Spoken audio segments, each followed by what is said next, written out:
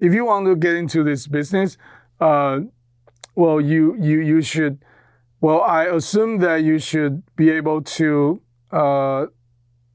identify even very subtle sound, you can identify there's something unique in every scene. If you want to be a location recorder, location mixer, you have to be able to aware that there's any not wanted noise or something that is so subtle but maybe a key elements of the environment of a shot, of a scene.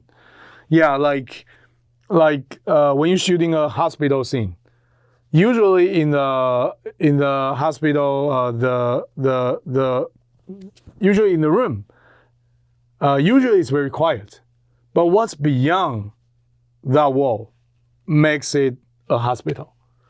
What's next door that makes it a hospital, not just a bedroom?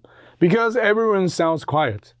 But what's the key elements to make it a hospital, office, a dungeon? Yeah, like that. So I think you have to be able to aware subtle stuff, to identify stuffs.